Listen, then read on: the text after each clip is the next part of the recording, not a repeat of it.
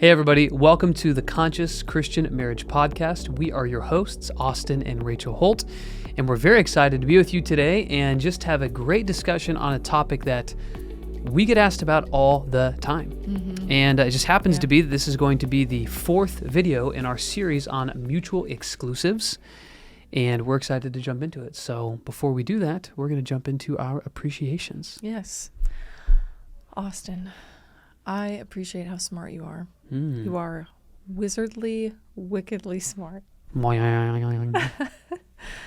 it. Yes, thank you. And I think sometimes maybe I get used to it because I'm married to you.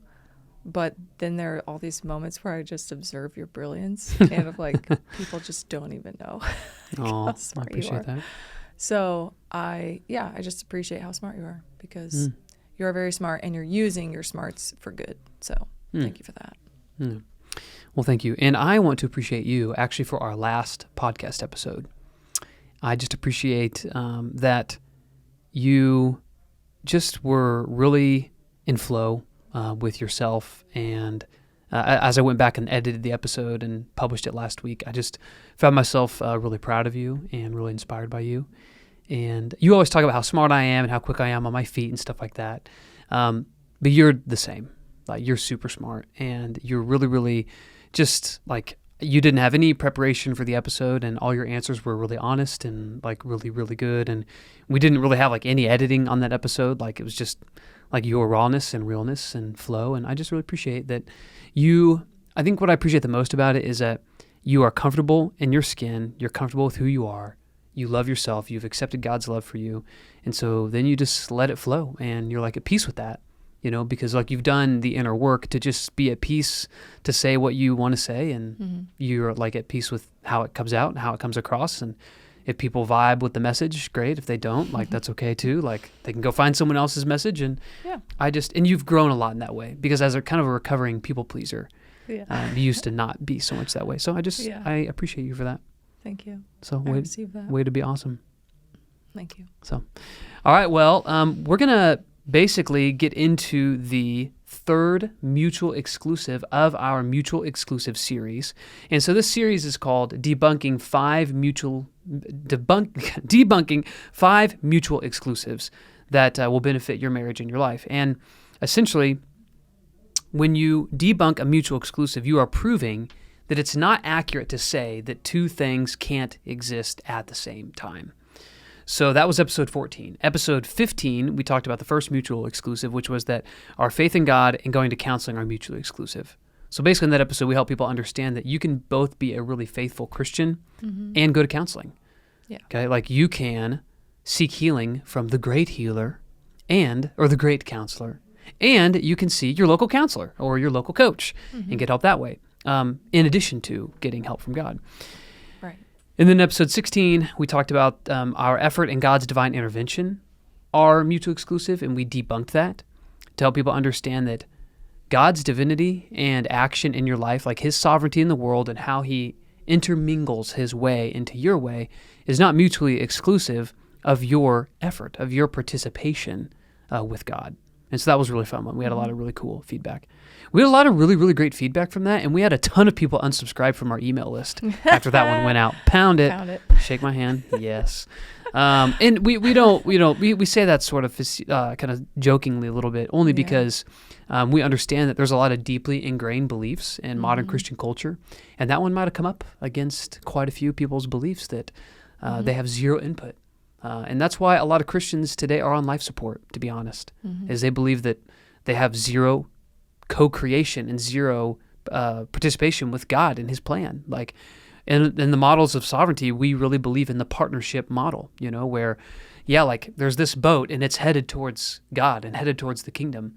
Like we know where our path is going, but we're participating. Like we're setting the sails and we're helping, run the ship. That's the partnership piece we have with God. And so anyways, that was a really fun episode. Today, we're going to talk about one that could also get us some unsubscribes as much as subscribes, hopefully.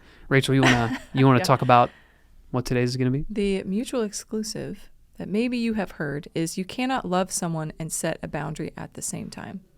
And maybe more than anything, our psyche wants to tell us this. Like, this Yeah. is the story that we might have, even if we maybe consciously don't believe that it's true. Yeah. So you cannot love someone and set a boundary at the same time. Yeah. And maybe how you've heard it is, if you set boundaries with someone, it means you're not loving them without condition, Yeah. right? Because loving without conditions means you love without some kind of condition. It means you're loving with condition if you set boundaries. Mhm. So Yeah. maybe you've heard that, and maybe subconsciously or consciously you're struggling with that Yeah. because it seems confusing. Yeah. Like, if I set a boundary, isn't that, air quotes, being mean or, not loving someone the way that maybe I'm supposed to? Yeah. So we're going to cover all that. Yeah. So we want to help people understand that you can set a boundary with someone and still love them at the same time. Yeah. Okay. That's debunking that mutual exclusive. Mhm. And so the way that we are going to help people understand this today is that you can love someone and set boundaries with them that honor them and honor you. Mm-hmm. Okay. And so, letting an abuser abuse you isn't loving for you, and it isn't loving for them. Yeah. Okay. Letting someone violate your safety, your peace, your personal space, your personal boundaries, your spiritual boundaries, that doesn't serve them. It definitely doesn't serve you, and it definitely doesn't serve them.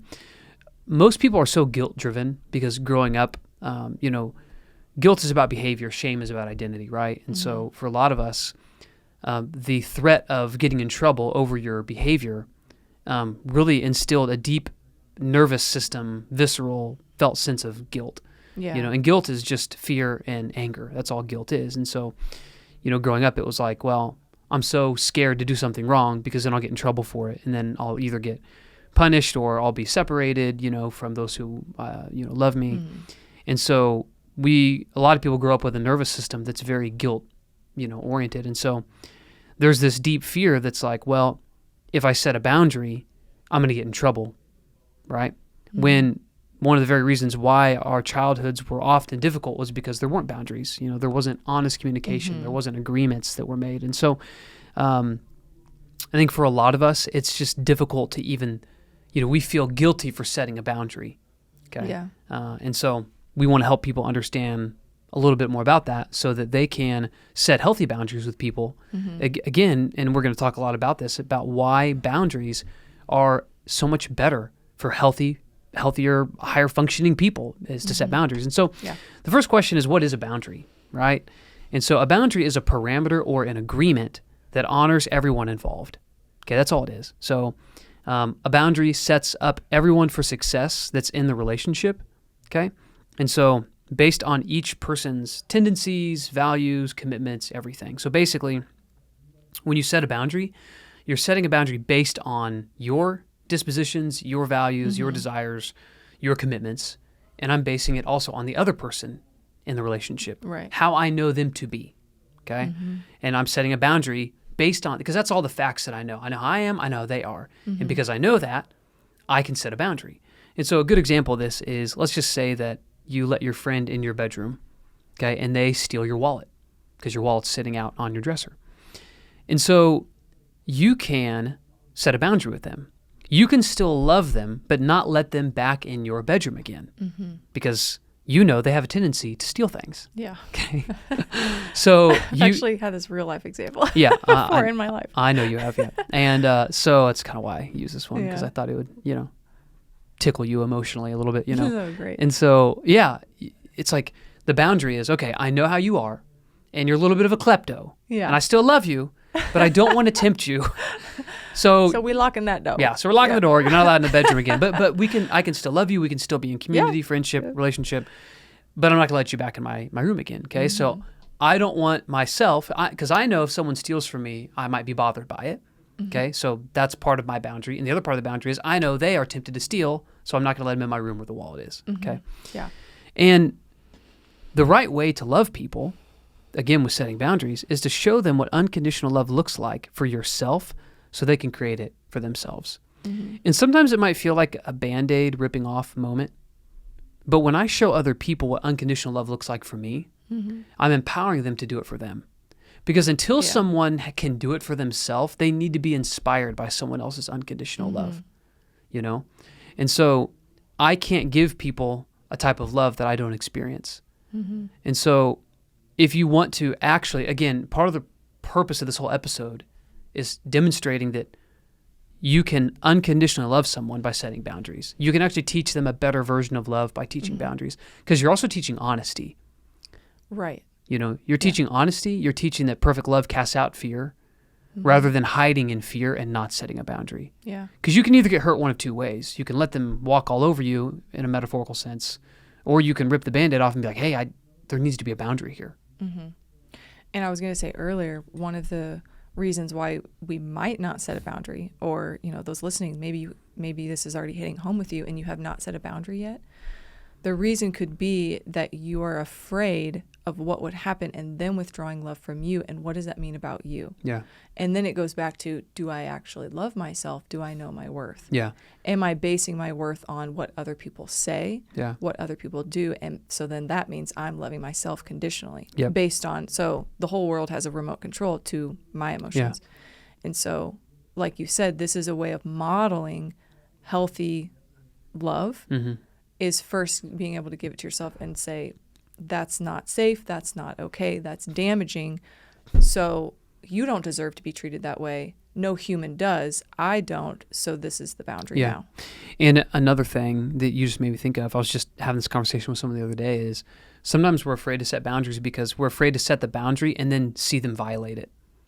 Right. Because that's almost even more painful. Mm-hmm. It's like, I'm afraid to set the boundary because if I do and then you violate it, it will prove a story I've been wrestling with being true. Mm-hmm. But we all know, and it's easier said than done, it's better to know now than later. Yeah. It's better to know someone's truest intentions. It's better to know someone's actual level of love for you now versus later after a lot more trespass has taken place. Yeah. And again, you just like with the wall thing, you can still love people. Mm-hmm. And not give them certain aspects and access into your life. Yeah. And I think, man, once kids get involved, when it's like our kids, in a sense that almost helped me. Yeah. To be like, whoa. Because then you're sticking up for someone else, not just you. This is not okay. I don't want that modeled for my children. I don't want them, even seeing this or thinking this is normal or okay. I don't want them around this even just way of thinking or being. Yeah. And then realizing, but I allowed that for myself. Yep, that's right. Mm-hmm. Yeah. Well, and another aspect of this, to understanding this fully, is it's not loving to train someone in an unhealthy, ineffective strategy. Yeah. Okay, if you teach someone, if you let someone walk all over you, violate a boundary, violate a loving agreement or parameter, like how we defined a boundary, you're actually teaching them the wrong way of living. Yeah. Because you're teaching them that that's acceptable. And for some reason, maybe in your relationship, you're accepting it for some reason. And I don't think that's healthy. Okay. Mm-hmm. But I understand sometimes it takes people scaffolding to kind of build up to, drawing a line in the sand and setting a boundary. But you're also saying, hey, you should do this in every other relationship because it's working. Right. Okay. It's just, we tell our kids this all the time. Like, if one of our kids, lies about something, there's going to be a consequence. And like I've told, certain of our children many times, I'm like, well, hey, it wouldn't be loving for me to teach you that you can not tell the truth, or that you can steal, or that you can break your sister's toy and not have any repercussion. Because in the real world, the world that you will experience more of the older you get, that could make you lose a client. That could make you lose income. That could make you lose opportunity. That could make you lose respect of other people. And so it may hurt now, but it would be unloving for me to teach you that that's acceptable. So again, setting boundaries is an act of love, because I'm saying this is the way that the world actually works. And if I teach people in a way that the world actually doesn't work, it will be bad for them. Yeah. And so if I'm like, oh yeah, it's okay to walk all over people, they'll just forgive you and you can just keep doing that. Well, outside of that relationship experience, that might train wreck every aspect of their life. Yeah. And it's not common for people to have enough self-love and self-worth to set these boundaries. And so if there is someone who is abusive or violating or just maybe inappropriate or unkind, just like unchristlike in the way that they interact with people, treat people, you are doing them a favor because maybe they've never been modeled what Exactly. healthy boundaries look like, what healthy love looks like. Yeah. Like love looks like, I'm not a doormat. Like Yeah. this is me. Like it if looks you like want to honor love and me, respect. this is, yes, exactly. Yeah. And yeah, it's like if someone was generally someone who never observed someone else's boundaries, even not even agreed upon ones, but just implied ones, like kind of common sense ones, Yeah. generally indicates for me that they were not ever respected in their boundaries as a kid. Yeah. You know, it's Which like, is sad. yeah. I feel more, one thing we talked about in the husband's coaching call this morning was always try to tell the best story about someone's behavior. Always try to attribute best case scenario intent to other people's behavior. And that'll just change the way you see the world, make you a happier, more joyful person. And so, yeah, like if someone is constantly pushing odd boundaries and kind of trespassing people's personal spiritual space, it's probably because they didn't have that kind of respect as a kid. And that sucks. Like that's painful, Right. And so, So even if they go kicking and screaming, modeling really good health. The slap of a friend is better than the kiss of the enemy. I mean, it's so much better to, have a healthy Band-Aid rip than for someone to really bounce their head off the pavement, down the road. Right. And the other thing too is that boundaries promote love because boundaries promote safety. And if people don't feel safe, they will not grow, they will not heal, they will not change, they will not evolve. Yeah. And this is part of sometimes the difficult dynamic when we're trying to blend faith, psychology, healing, therapy, all that into a bucket together, is that sometimes it's easy for certain institutions to forget that people will not grow, adapt, change, heal, evolve, all those things unless they feel safe. Right. And that's why fostering our relationship with the Holy Spirit and with Jesus and with God is so important, because in that safety we will change. A lot of times in a church or ministry setting, and even a therapeutic setting, there's another relationship in the mix too. And so when there is a facilitated, when we're facilitating healing and change, even by taking someone's hand and then taking God's hand and putting them together, like we're facilitating that divine kind of intersection, there's still other people involved. If people don't feel safe, they typically won't open their heart, their mind, their spirit up to healing. Yeah. And so boundaries is incredibly important because it just helps people feel safe. And when people feel safe, then because when people are threatened, they stop growing. That's why a lot of times when someone's 12 years old and they face a massive trauma, they can be stuck in that 12-year-old mindset for a long time because their growth got put on pause. Yeah. Because they hit a point where they got so unsafe, they were like, okay, I'm just going to survive instead of thrive. That's like even when we work with, really successful people in their 30s, 40s, 50s, 60s, there's certain aspects of their psyche that stopped growing way back when because something happened and they never really addressed it, And so boundaries promote love because boundaries promote safety. Yeah. This is very...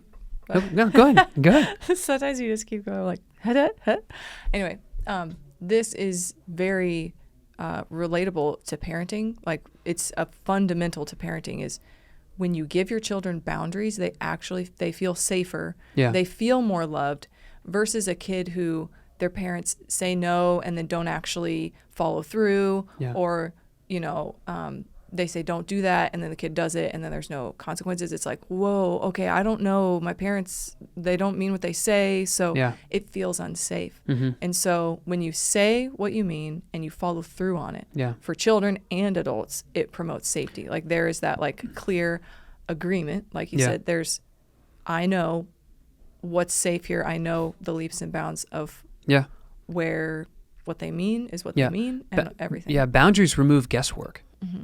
And people don't like what's uncertain and what's unknown. And that's like that's Psyche 101. The brain does not like what it can't prepare for because based on its actual experiences. And so boundaries actually help remove a lot of unknowns out of the equation. Like if people know in relationships, like, hey, this is what we're about. This is how it's going to be. This is the way that supports like our safety, our love, our growth, all those things. Yeah. Like even with our kids, like they know boundaries. Like we set boundaries with our kids, and because they know that, there's fewer unknowns, and then there's more freedom. Yeah. It's like if you go to a gas station and there's 600 drinks. Well, there's a lot. There's so many options. Like it's hard to pick, right? But like if there's only 3, like there's a lot of freedom in that. It's like, oh well, option B. Like I'll take that one. And so that's really important with boundaries. Because you can even have healthy boundaries in marriage. Yeah.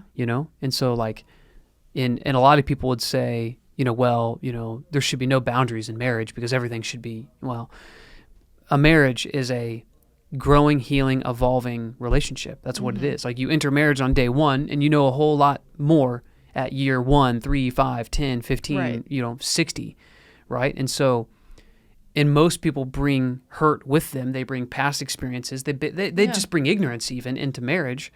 And, like we say, marriage is the completion of childhood. And so maybe if you had a dad or a mom who maybe walked all over you or criticized you or never gave you space, like that's like one of my tensions I'm always navigating is like, I always want hugs and kisses like from our kids, and like sometimes it's like they're all about that and then sometimes they're not. And I try to never be like, get over here and give me a hug, even though sometimes Right. inside I'm dying. I'm like, I know you're 10, but hug me, girl, and so, but like, let's just say that you had a parent that just forced you to hug them, forced you to kiss them, or you had a weird uncle or grandpa, or that there was some shame that it was like, oh no, if grandpa says you sit on his lap, you better do it, Oof. And so then maybe you get into marriage and even with things like sex or intimacy, like, if there's shame, if there's guilt that drives a behavior, then perfect love casts out fear. So there's not love present there, like there's fear present. So even in marriage, like the times where like you and I have had conversations where it's like, well, hey, like this is what I'm comfortable with, this is what I'm not comfortable with. Like here's where like I feel like I'm just not sure how I feel about that or whatnot. Like I always respect and honor that because like we are growing together. Like because we both brought 20 something years of stuff to the table when we both got married to each other.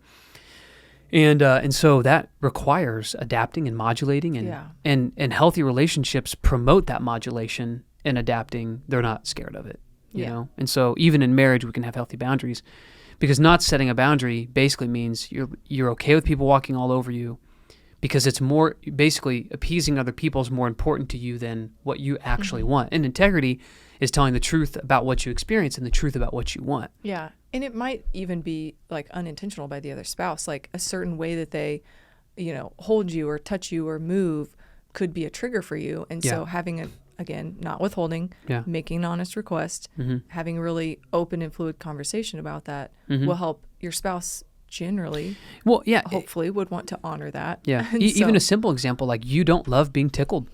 No. You just don't because you had I'm sure you don't mind if I share this. It's fine. But, you had an experience where, some guy that was like a family friend, like held you down and tickled you when you were a kid. And it kind of jacked your nervous system up around that, It's like, I know I tickle you a little from time to time and you're kind of like, hee, I love it. But I know to not ever like tickle you. No, if I can't. If that, Yeah. And if so it's like actual tickling and I can move. And I don't like it. Again, my principal goal in our marriage is that you feel safe, loved, seen, cared for, protected, all that. So that of course it's easy for me, Also, I'm extremely ticklish, like 3 times more than the average person. Man, that's the whole tickle thing. Man, that's a deep dive. Actually, most people don't understand the depth of tickling, but an episode on tickling. Maybe we should. I have a friend who loves being tickled. We'll talk about him another time, but he'll know when he listens to this who I'm talking about. Oh, Big G, my man. But so another question people ask us a lot is, why does someone ever need a boundary in the first place? And I think this is really important is most people desire a boundary because there's been a trespass or a wound in the past that has informed either a fear that they struggle with now or a desire for how they want to experience their life or experience relationships. And this could be from childhood or it could be from yesterday. Okay, it's kind of like why a lot of like Paul's rhetoric, it's like people typically only offer up advice on the back of a lot of things being screwed up, right? So like a lot of times where like Paul's offering all this advice, but why is he offering all this advice? Well, it's probably because they got it all wrong. Yeah. So it's like sort of rhetorical in a sense, but like retroactive, like, okay, you guys clearly missed this here, so I'm going to reteach it 9 times here in all these different letters. And so you don't generally wake up one day and you're like, I'm going to set a boundary just for giggles today. Yeah. Like I'm going to set it because I experienced something that was hard. And so, and this could be again from childhood or it could be from yesterday. It could be your friend stole your wallet last week off your dresser, so you set a boundary. It could be that, your mom was hypercritical, or it could be that someone was, didn't have physical boundaries with you as a kid. And so, so then in your adult life, you're like, hey, like I want to feel hyper safe in intimacy. I want to feel hyper safe in sex because this is what I experienced when I was younger. Yeah. And again, this is really important. In loving relationships, boundaries are encouraged, okay? In generally unhealthy relationships, or maybe just ignorant relationships, boundaries are avoided. And in toxic relationships, boundaries are shamed. Yeah. Okay. So again, if you set any boundary with me, okay, I might have something to say about it at some point. If I really fundamentally think that like there's a misinformed angle of it or something, but 99.6% of the time, if you set a boundary with me, if you're like, and again, a boundary could just be a parameter or an agreement. And I've never been like, hey, Austin, I need to set a boundary. Yeah, right. Yeah, that's right. Yeah, ours are very, very, very conscious, very loving. But yeah, our boundaries look a lot like, and we'll talk about this here in a little bit, they look a lot like requests and honoring requests. Yeah. But I'm going to honor. Like my default is going to be, got it, I'm going to honor that because I do not get to invalidate you. Like your personal feelings, your personal experiences, your personal desires about your body, about your safety, about your mind, your heart, like those are really between you and God. And I'm here to steward what God's revealing to me about you and through you. Thank you. And so those things are yours, and I can't invalidate those. Like if you tell me, hey, I feel sad about this, I feel unsafe about this, like I feel nervous about this, I can't be like, no, you don't. Like I cannot do that. I'd be a terrible husband if I did that. Or you're crazy. Yeah, or you're crazy, right, yeah. And so in really safe, powerful, God-honoring relationships, boundaries are encouraged, welcomed, and honored. In unhealthy relationships, they're avoided, and the worst ones, they're shamed. Like, wow, like, I can't believe you do that to me. I'm your husband. Like, how dare you want to be safe and loved in this relationship, And even just outside of marriage, all relationships, right? Like, if you told the person, hey, I love you, you can still come over, but I'm not going to let you in my bedroom anymore because you stole my wallet. If they're like, wow, that's really unloving of you, like, then we really get into narcissism and gaslighting and all these different things, right? Yeah. Where it's like, okay, obviously this person is revealing their highest value in the relationship. And it's not mutual safety, trust, and love. It's a form of parasitism where they're getting something out of the relationship and you're being harmed, and they think that's how it should be. Right. And I have sadness for them because they grew up thinking that was normal at some place in time, but that's obviously not right, and that's not what we want to encourage in relationships or tolerate really in any way. Yeah. On that note, boundaries are not a condition of your love. They're more an expression of your love, a way of, investing in building a healthy, thriving relationship. And so I think of the best relationships that I have. I've had some of those, the slap of a friend is better than the kiss of an enemy moments where I've said, hey, even just encouraging them to growth in certain areas, but saying, hey, this came out this way. I'm curious what you mean that way, or just being willing to have difficult conversations or drawing lines in the sand. And what I really appreciate that very early on in our marriage, you helped me understand this for when I was setting boundaries with family and different things. Like, I actually love you enough to have this difficult conversation. Yeah. It's difficult for me. If I didn't love you, I actually just wouldn't have the conversation and I'd just check out. Yeah. And that's unfortunately what a lot of people do. They might not love themselves enough to have those conversations and they regret it. Yeah. Because then they leave the potential Yeah. there. Or it just continues in this toxic thing where there's just drama over and over and over. One thing, a shift you made in your life, which I really appreciate, was there's a season of time where it was you had a handful of friends that you were like Marco Poloing every day for like hours and hours and hours and hours. Yes. And I did enjoy that. It started with COVID. Okay. Yeah, I know. But it got to a point where like you felt like it was taking away from your marriage and your parenting and your mission and your work and just like the most important things God was having you do. And I really appreciate how you stepped in integrity and you just told these friends of yours who are great people, by the way. Yeah. And you just said, hey, I'm in a season where I just can't be having these like hour-long Marco Polo back and forths every day. Like, if we need to chat, we can talk on the phone. We can still be connected and be in community and all that. But I just can't, like, I need to kind of set a new parameter, kind of a new agreement in the friendship that, like, I don't want to feel the pressure that, like, if you send me an hour-long Marco Polo, that I've got to respond to it, like, today or tomorrow or even within a week. Because, like, I have mother duties, I have wife duties, I have work duties, I have faith duties, that all those things have to happen first. And then if I have time after that, I could get to stuff like that, but then the time just ran out. Yeah. And that was a couple things. Like one, that was you setting a really loving boundary because you cared about them, you told the truth. So one, that was a great boundary. But two, you were stepping into integrity because like you knew that there's a misalignment there. And this was like such a misalignment that looks so benign. Yeah, it looks like a good thing. It looks like a good thing, but it was chatting. but it was taking away from other things that came before those things. So like, I just think like that was a great investment because you could have just gone to like villain mode and then one day been like, all right, I'm just not talking to anyone anymore, you know? But like, you were honorable about it. Like you noticed like, hey, like, I think this needs to shift, you know? Yeah. And it shifted and a lot of positive things actually came from that. So, you already said this, but I was going to bring up another point. Just, sometimes boundaries can feel like a Band-Aid rip. But again, the slap of a friend's better than the kiss of the enemy. And there's two different real types of boundaries, and we're going to talk about that in a second. But, you know, this can apply to friends.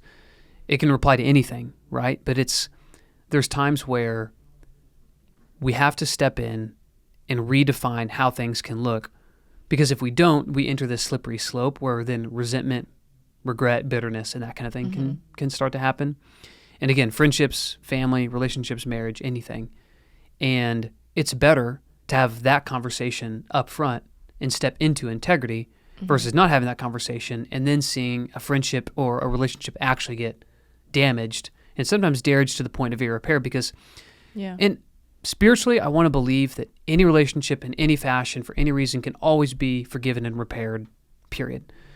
And there's like a part of me, like the little faithful boy in me that can really believe that and does. There's also the part of me that knows that the way God designed us and God designed, you know, our psyche and our brain and all those things. And I know there's a lot of debate on how God designed us and how we became are different. And I get that. So everyone don't put your super theological hats on here and try to slice me up here because I'm going to paraphrase like an hour conversation into one sentence. But there is a physiological thing that happens in our brain with betrayal. And when trust is broken and betrayal happens, a lot of times a switch is flipped that's very, very, very, very, very hard to unswitch. And yes, we can forgive, and yes, we can love, and we can have coaching and go to counseling and go to therapy and do all these things. But if we have a relationship that there's boundary issues and we let those boundary issues get pushed too far, all slopes are slippery, so we hit the slippery slope. It then ends in a terrible trespass, broken trust, betrayal, etc. That can sometimes doom the relationship forever. And again, a part of me wants to be like, anything can be forgiven and repaired. I think all things can be forgiven. Repaired is a process, sometimes a lifelong process. Sometimes God can divinely help repair for us. Sometimes he doesn't because he's trying to teach us something or there's something better we can't see. But if we don't set boundaries, ultimately we could lose that relationship forever. Because again, when that trust, betrayal, this is a lot of times why when people get 95% of the way to divorce, they can't come back because they get friends involved, family involved, attorneys involved. They start divulging their spouse's secrets. Those secrets get leveraged against them. And then that's this ultimate, this switch, there's books written about this. This switch flips and it's like, all right, done. And that's what we don't want to have happen. Boundaries protect relationships and they promote love. That's just period, end of story. And it'd be better to rip the Band-Aid early than lose it all later. Because the real litmus test of all boundaries, okay, and especially in the case of more serious boundaries, like something happens so I need to set a boundary, if people aren't willing to rehabilitate, like if something happened, okay, like let's just say you got a family member and they kind of overstep something, okay, they hurt someone, they betrayed your trust, something like that. And we have to set a more serious boundary. Like you cannot be around my kids or my family if you are this way. Let's say you have a family member who struggles with alcoholism or something like that. And it's like, hey, I love you, but you cannot be around my family if there's alcohol involved. Like I'm just making something up. If that person is not willing to rehabilitate, then they don't get to make it through the boundary. Okay? Because when someone is serious about change or earning back something they previously had with you, it will be obvious. Yeah. Okay, like for example, like when we're helping people with addiction, right? It's like if someone has a problem with alcohol, an active problem with alcohol, but they're going to 90 meetings in 90 days, man, I'll work with that person till I'm blue in the face because I know they're committed. Okay. Right. If they're going to a meeting, if they're finding a way to get to a meeting every single day for 90 days, Yeah. I know, like, they might be struggling. Okay. They're still deep in the healing, valley of their journey, but they're doing everything they possibly can. No one goes to 90 meetings in 90 days that's not very, very, very, very serious about breaking an addiction, whether that's alcohol, drugs, sex addiction, whatever it is. And so if you set a boundary with someone and they do anything less than that, then what they're telling you is that they're choosing their preferences over being in your life. Yeah. And there's no real judgment to that. It just is what it is. It would just be better if everyone told the truth about it.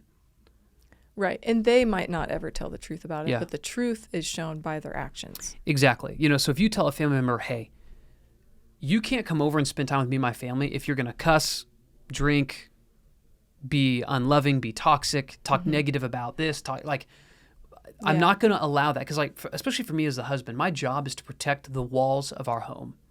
It's to protect our ecosystem. Okay, I just had a coaching call with a one-on-one client of mine about this the other day, and then he sat down with his wife and they had this epic conversation about what they're filtering out and filtering in. It was really, really awesome. He shared it on the husband's call today. But it's my job and it's your job, but it's a little bit more my job than yours, I believe, to protect the walls of our home.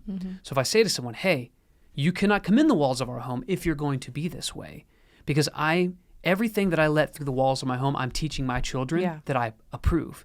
Yes. And then they teach themselves, this is normal. This is okay. Exactly. Yeah. So if that person is not willing to do whatever it takes to adjust and modulate to that, then they're just saying, hey, I'd rather have my preferences than be with your family. And again, there's no judgment for that.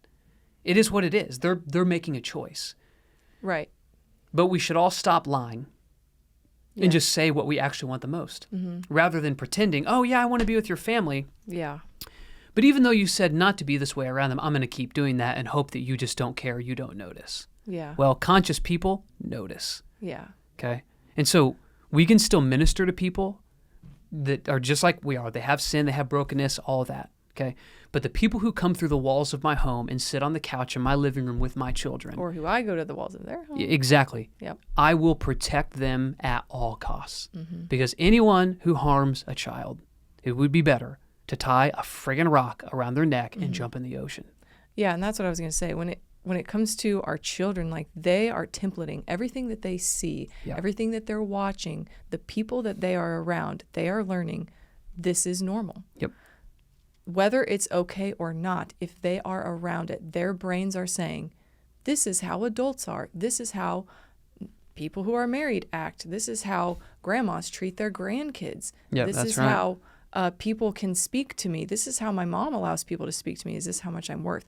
So our kids are templating. They're learning. They're absorbing everything, soaking it up like a sponge. So what you allow is extremely important. If you have kids, it's important for you. What you allow, you approve. If you have kids, it's even more important because you are there, like God gave them to you, to be there, to steward their souls. Yeah, that's right. So, And what you allow, you approve, and what you approve, you endorse.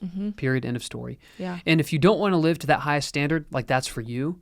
But then I would ask yourself the question, are you experiencing really high caliber results in your life with that mentality? My money would be that you're probably not. Yeah. So we experience really awesome results in our life, in our marriage, our finances, our kids, our ministry, like all that, because we don't apologize for living to that standard. Okay. We are responsible for what we allow and what we create, period. And so all this kind of brings us to our key scripture for today, which is Proverbs 4:23. Yeah. Above all else, guard your heart, for everything you do flows from it.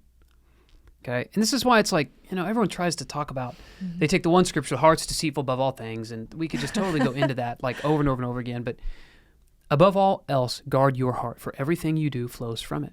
Yeah. Okay. This verse really emphasizes the importance of protecting and I think also setting boundaries for one's heart, which encompasses emotions, thoughts, desires. Because even back when this was written, heart really meant not just your heart from a heart standpoint, but also your thoughts, your feelings, even decisions. Okay, there's kind of one word. That's why even when Jesus quoted the Deuteronomy and said heart, soul, mind, strength, he amended the when it was said in Deuteronomy when he said the Shema, which was missing one of those words. But so our heart encompasses our emotions, thoughts, and desires, and it serves as a foundational This scripture serves as foundational principle for establishing emotional and spiritual boundaries, I believe. Above all else, guard your heart. Okay. Yeah. And so at the end of the day, one kind of giant parameter, one giant filter, one giant stipulation is guard your heart. Protect what goes into it. Protect what environments your heart goes into. Okay. And so, this is why, even in ministry, you can't say, oh, you can minister anywhere, anytime to anyone for anything, no matter what. Well, I don't go to strip clubs and minister there. Right. Okay. Because I have to protect my heart. Okay. Because if I make my heart, if I jeopardize my heart, it could jeopardize my marriage and my kids. And you're my first ministry and they're my second ministry.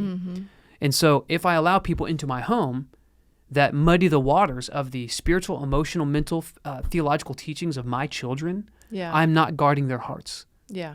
We know people, we have family members, we have friends that aren't healthy. And we can still love them and minister to them without giving them access to mess up our hearts or our children's hearts. And again, what we said at the beginning of this episode, some people think, well, you can't love people by setting a boundary. Ultimately, your boundaries with other people promote love to other people. Okay, like I have certain, there's certain people that just are not allowed into the walls of our home because I know they will not be influentially positive to my kids. Yeah. So I have a boundary with person A to protect person B. Yeah. And when we set those boundaries with these people, and some of that might be, they might not even be willing, and we know it, and we know that they're probably just never going to be in our lives. And that might be another topic for another day, but I just wanted to mention that you might set this boundary knowing that they're probably not going to be in your life, but letting them consume energy or take energy away from you. Like, let's drop all the bad examples, right, for your kids and guarding hearts, but like your energy and where micro stressors, whether micro or macro, like huge stressors in your life are coming from. Like, we do an exercise with ourselves and with our community to really look at where stressors are coming from in your life. And you'd be surprised how many micro stressors there are. Yeah. But this could be a macro stressor. But regardless, I'm getting to my point here. That's good. I love it. Regardless, that energy is taking away from, yes, your marriage, yes, your children, if you have them, but also the good that you could be giving to other people. Oh, yeah. Because you're taking oxygen out of one room and giving it to a room that doesn't want it. Yeah. Like, if they are unwilling, they are unwilling, and that is okay. You can love them and say, that's great for you. Like, I love you, but I am not going to let you take my energy for what could be used for thousands more over here. And one person could take the energy of what could be given to so many more people. Oh my gosh. And so when you look at it that way too, that might help it settle into your nervous system or into your heart more of, wow, this is sucking this energy from me. And it's like throwing pearls to pigs. Yeah. Like, this could be going to people who need it, want it, who are hungry and thirsty and desire like my company, who desire my encouragement, my love, and that would bless them and lift them up and create change in their hearts and their lives in the world. There's just so much good that can come from really paying attention to where those stressors are coming from and setting those boundaries so that you can live the abundant life. Yeah, that's right. We're just talking about that today. That's right. Well, and actually, you just dovetail perfectly into this next question that a lot of people ask us, and those who are listening right now may be wondering is, how do you effectively set a boundary? Okay. Yeah. And there's a lot of tactical we could get into, we have a lot of processes and strategies that we teach, like to people more one-on-one in our program. But here's a few big steps that if you're listening to this and you're like, okay, how do I set a boundary? How do I do it effectively so that I don't set my whole life on fire accidentally because I listened to this podcast today? Well, first you need to think of the purpose of the boundary. So boundaries can be more one-sided or more two-sided, kind of depending on the purpose. So if it's a repair, it may be more one-sided, like what we're talking about with like a toxic family member. Okay, let's just say you've got a toxic family member and it's like, hey, this is a parameter. It's not so much an agreement. It is an agreement that I'm agreeing to, and if you want to agree to it, that's great. And if you don't, then you just won't be in proximity to us. Okay, so if you want to be around my family, here is how you will act around them. You'll be loving, you'll be kind. You won't be doing this and you won't be doing that, okay? And it's not because I don't love you. It's because that type of behavior is not tolerated in my home. Mm-hmm. So if you agree to that, great. If not, then let me know when you do so that we can spend time together again. Okay. Mm-hmm. Yeah. Or again, it's like, hey, you came over to my house and you stole from me, and you cannot come over to my house if you steal from me. Right. So you can agree to that and come over, or not agree and don't come over. Okay. That's more of a one-sided repair type Yeah. boundary. If it's a boundary to help build or deepen or enhance, it can be easier to create a more win-win boundary where both people are willing to modulate to it. Right. Okay, like sex might be an example of that. Okay, so if it's like, hey, I really want to feel really safe in sex. I don't want to be pressured, or I don't want to feel, fear or something like that. And so I'd like to discuss that, create some agreements around that just kind of honor the metes and bounds of how we both approach sex. Mm-hmm. So then you can actually create like a win-win agreement, and that creates a boundary that's going to help enhance something. And that, I don't like to use the word should. So, I'll just say that type of conversation would be beneficial. Yeah. And I think it should take place if that's your goal. Yeah. Does that make sense? Mm-hmm. Yeah. So that's kind of like step one, is just determine like what kind of boundary like is this? And then so step two is to actually create the boundary. You need to tell the truth about what you're experiencing, because that's inarguable. Right. Okay. So like you talk to someone like, here's how I feel about blank. Mm-hmm. Okay. Yeah. And that's you telling the truth for you. Yeah. Okay. Not saying you made me feel. It's here's how I feel. Yeah. About blank. Yeah. And then the second piece to that would be you take your own radical responsibility. Okay. It's like, so let's just say it's a toxic family member. Hey, when you're over at my house and you come over and maybe you've been drinking, or you come over and you're angry, or you're disrespectful, or you use weird language or something like that. I feel really uneasy about that. And I feel really uneasy about my kids listening to that. Or I don't want my home is a place of peace. It's not a place where people come over and they talk about politics and they talk about this and talk about that and make the environment or the ethos really uneasy or really unloving. Okay. Yeah. I take responsibility because I have not brought this up to you before, but I am now.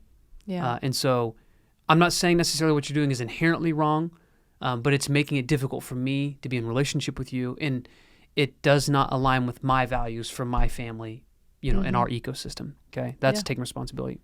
And the next step is you create an agreement that you can stand by. Okay. So here's the agreement I can stand by. And if the other person wants to also stand by that, they can.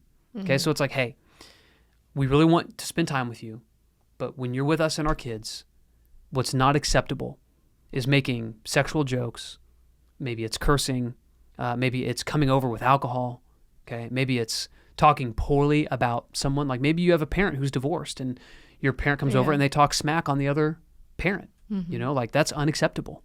And so we want you to spend time with us. But if you're going to come over and spend time with us, this is how it's going to be. And if you're good with that, then great. And if you're not good with that, then we have a problem. Yeah. Okay. So if you follow those steps, that's how you actually set a boundary. And so you can do it with composure. You can do it with love, with grace, with peace, with compassion, all those things. But what you don't want to do is create some type of opportunity where someone can push you off your base, where they can manipulate you to feel guilty for setting a boundary. That's what people who gaslight do. That's what narcissistic people do. That shows that you really, really need the boundary more than ever. Yeah. So we talked about a lot of good examples. We talked about family. So just one other example, because we didn't talk a ton about friendships, but like one boundary that you and I set is we don't meet with other people of the opposite sex one-on-one. It's just something we don't do, and so that's just a healthy boundary. And I've really never had anyone get upset over it. I've just always said, because, we just have different meetings with different people for ministry, for work, for marriage, for all kinds of stuff. And we just have that boundary. We shared a lot of examples today about family, so we probably don't need to share any more about that. One other example is that, like in ministry, like we serve in a lot of areas in the church, and one area we serve in is worship team. And so it's easy when, you're at rehearsal and there's extra stuff to do, or songs had to change, or some people showed up late, or some people weren't prepared, or whatever. It can be very easy to like ask people to stay later than when rehearsal's supposed to be over. Well, I like to avoid any of that drama and any of that frustration or tension. And so I made agreements, and you could call it set boundaries, but I would call it also just making agreements very early, like, hey, rehearsal gets done at 8, and I've committed to my family and my marriage that I will be home on time. So unless there's different extenuating circumstances that Rachel and I have agreed to ahead of time, like when the clock hits 8, I'm unplugging my cable, hanging my guitar up, and I'm going home. And so I set that boundary a long time ago, and it's never been a problem, thankfully, with the worship team leadership at our church. And so that was me telling the truth about my experience. That was me taking responsibility, like, hey, I've committed to my family. Yep. You guys aren't doing anything wrong by stretching practice out. Like, we tell our volunteers we encourage flexibility.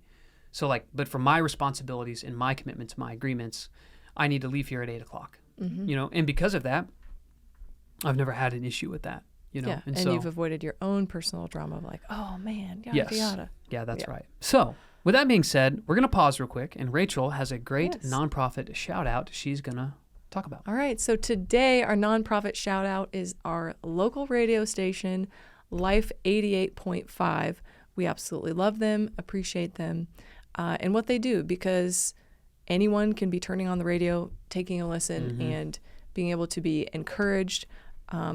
They don't just have music. There's encouraging words, prayers, interaction with listeners, and our children really like Life 88.5. So I know that every time I turn on the radio, it's going to be appropriate, awesome, really life-giving content for them. So if you enjoyed this episode, please go to life88.5.com. Yeah. It's something like that. It's life885 because there's not a point in there because of the .com. So life885.com, or we have the link in the description for you to do that very easily. Yes. Go and give them a support and a shout out. Yes. So your big takeaway for today, think of this as a little action item.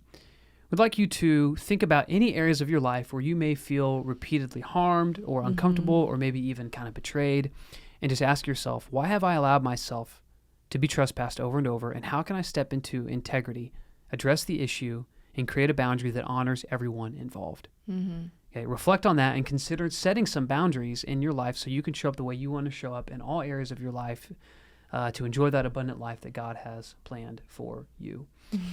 You might notice some stories come up or maybe some reasons about why you should feel guilty about setting boundaries. I would just encourage you to be with those, to notice those stories, and don't be afraid to push back, because perfect love casts out fear. There should be no fear in love, okay? And so if you feel like for you to better love someone, there needs to be a boundary, there probably needs to be one.